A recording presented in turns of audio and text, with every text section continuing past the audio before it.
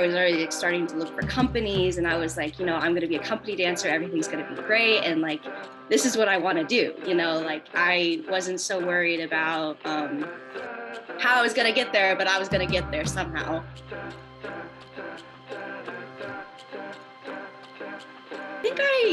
At least my mother explains to me that I started dancing, I think, when I came out of the womb. I think it was something that just naturally made me feel my most true self.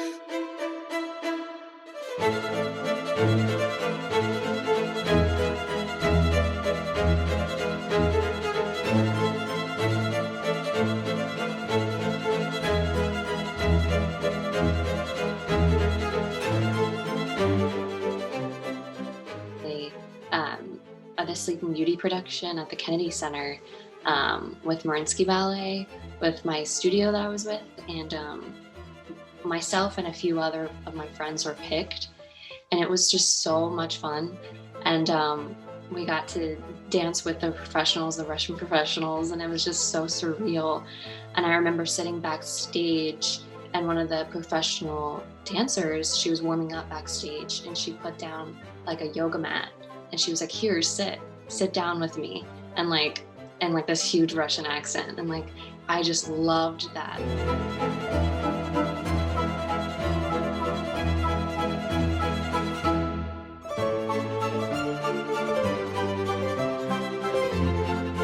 started off taking a ballet class, and I eventually added tap and jazz and contemporary. Ballet has remained my favorite, and I've fallen in love with ballet over the years.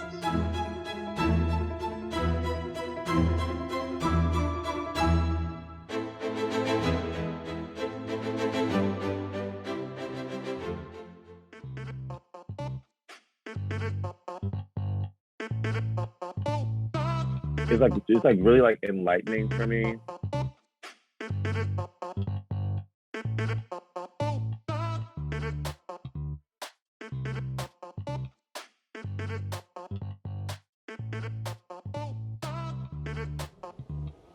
Well, I first fell in love with dance in the church. We have a dance ministry, and my grandmother said she saw me just dancing and moving around, and my grandmother said to my mother, I think you need to put her in dance. She is moving, and she likes the music, and she has rhythm, and I never didn't have rhythm.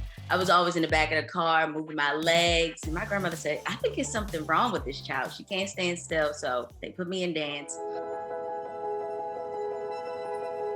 I started ballet when I was 3. My mom just kind of like threw me in one of those ballet tap combo classes.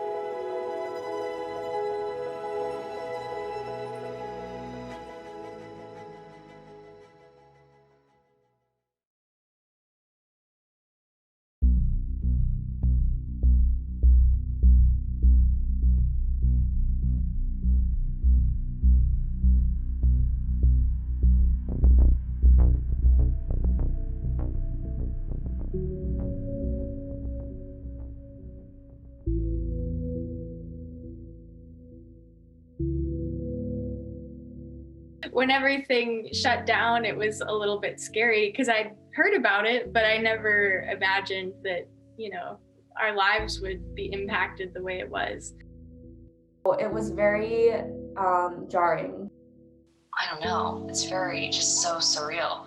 I remember I was going to Costco with my roommate, and we came back, and on the news, he was like, they're about to shut California down. I'm like, shut California down?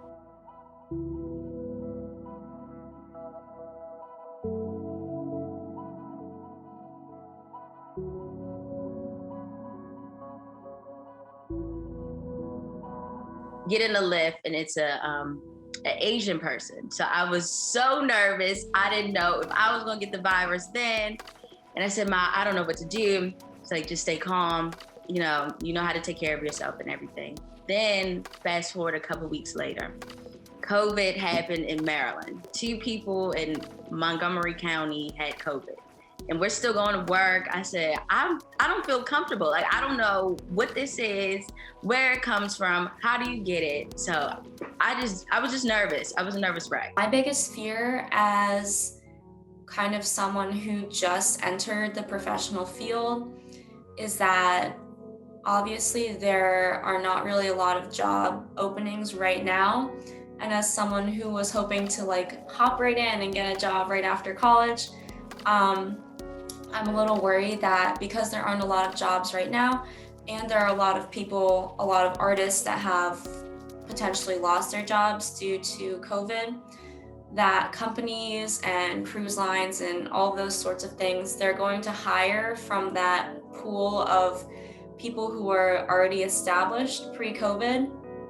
And then there's this kind of group of people my age who are maybe even like just getting out of high school or different like trainee programs or college, different things like that, that we're just about to start. So we haven't really like made a name for ourselves or anything yet. Just about to start and we were cut off. So I think I'm kind of worried that that group of people, including myself, is not really going to get a chance to kind of get into the professional field for maybe even a couple years down the road due to like the slow effects of the pandemic, of everyone kind of getting back into things as restrictions are getting a little bit better, especially in performances and all of that.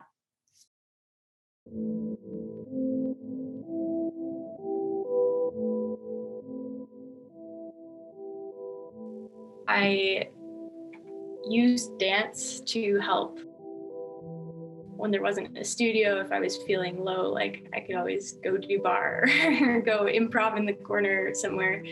So I think dance definitely helped with that dark place that I think we all became a little bit familiar with.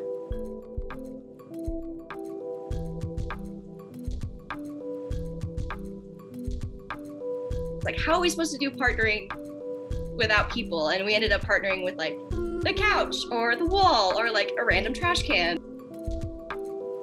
I had to get real creative. Is the dance community gonna, come back? It's been frustrating. I was struggling a lot. One of my grandparents is sick, so I had to see her go through treatment, and now she's on oxygen, and it's really hard. And I'm sorry, I'm still getting emotional, but yeah, I would say like our relationships are stronger now because I'm taking care of my grandparents, but I love them a lot.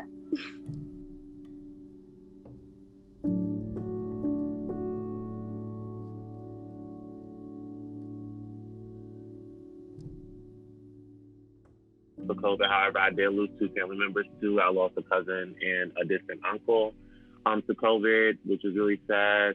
My cousin that died from COVID, it really hit me really hard. My mom was very distraught because this particular cousin was there when my grandmother passed away when I was in college.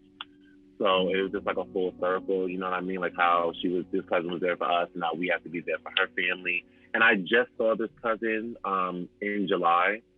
For my mom. My mom had an intimate outside gathering for her birthday, and I just saw this cousin, and then like before Christmas time, this cousin had passed away. So that was really hit really hard for me. I had a couple of friends who had COVID, and then I have friends who live in those Atlanta, California, Florida states that think COVID is not real. And it's kind of pissing me off because it's like y'all are out here in the club with no mask on, but I'm over here dealing with people who are dying from this. Like, it's just the social dynamic for it for me. It's just like really aggravating. Some money. If only money could fund me. I see depression, I'm running. I can't afford it. The preacher, he told me I was a leader. Believe it, bowing to Jesus. He came so I could have life. Get rich, don't right. Act like buster, act right. Spending all this money, getting money is a fact. Okay, so when COVID first happened, I'm like, I have money and stuff, but I only had money, I think, until like April. So I was like, okay, I'm gonna apply for unemployment. Like, first one, I'm gonna apply for unemployment. This was like a adulting situation. Okay, cool. And then once I started reading how unemployment was not doing what it needed to do, I literally was applying for unemployment for like a month and a half. And now, mind you, think of it like this. I'm in Jersey filing for California unemployment. So I can't go by the Jersey news. I have to go 3 hours behind and watch the California news to see what's going on with their unemployment and getting on CNN California. So it was just like I had to do a lot of extra research. And California, just like small California, their money comes on a card. It doesn't go to your account. So like I had to wait for this card to come. Like I couldn't ask none of my family members in Jersey about this card because people are not familiar with it. So that was that. Part B, my unemployment came, I think, for 2.5 months, a week after I started working. So basically I was without money for all of like April, all of May. And May is when I wanted to go to work at the local grocery store. So I started working at the grocery store a week after Mother's Day. I remember that because it was Mother's Day. And then I got the email on Mother's Day. It was like, can you start the following week? So I went that following week. I was at work for 2 weeks. And then the second week I got paid was when my unemployment hit. So like I was in this like weird time. And then I was pissed because I'm just like, I could have stayed home.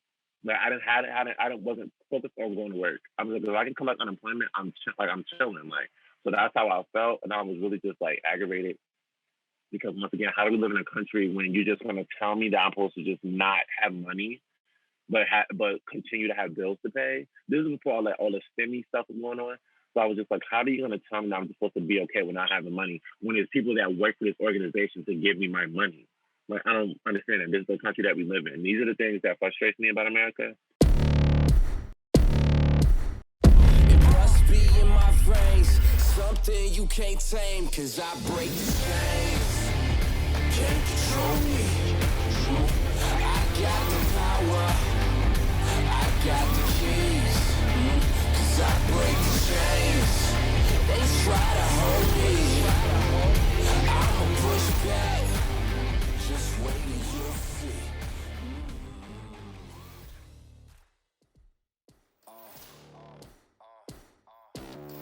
I'm happy that Black Lives Matter has prevailed, and we have, streets and we have signs on the roads that say Black Lives Matter, because people need to understand our lives really do matter. At that time, I didn't understand why this had happened. With George Floyd, I watched the video and it just didn't register to me why this police officer did this to this man. I think that was definitely a wake-up call for most of us. I personally couldn't even read none of the press release. Like I watched a few things. Like honestly, it took me a while to watch the George Floyd video. I don't know how do we even approach that? So please do not take my silence as like me not wanting to help you. It's just like I'm struggling to articulate what I need to do without overstepping my boundaries, because I don't want to overstep my boundaries. That's not what I want. I don't want to overstep your boundaries. I don't want to overstep mine either. Like I want us to be in a place where we can have an honest conversation. You can check my ass if you need to, because please do. I don't ever want there to be a situation where you think that I'm against you, because I am not against you. We need to be able to have our own voice, and people need to understand we are here and we're never going away, and y'all have to deal with it.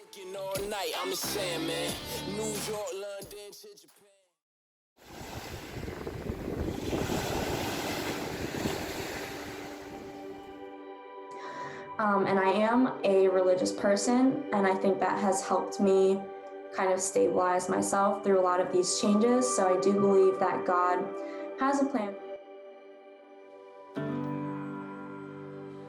Things will get better. They may not seem like it at all right now, but they will. You'll find that light. All I recommend is just getting up, moving, even if you have to break down on the side and cry a little bit. It will get better. And use those emotions through dance, get them out, and just, there'll be a light. There will be. So we just have to keep pushing.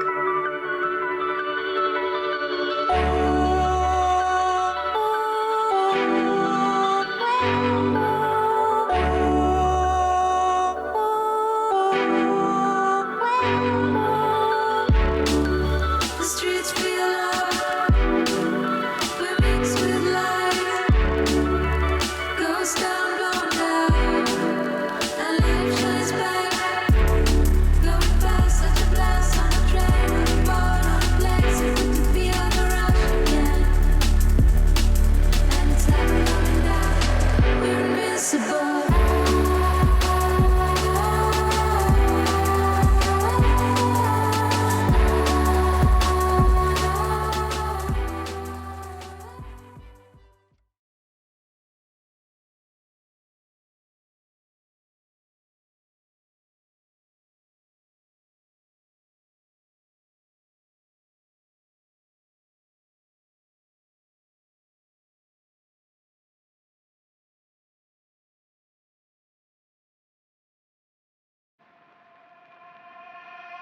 Closer, closer, closer.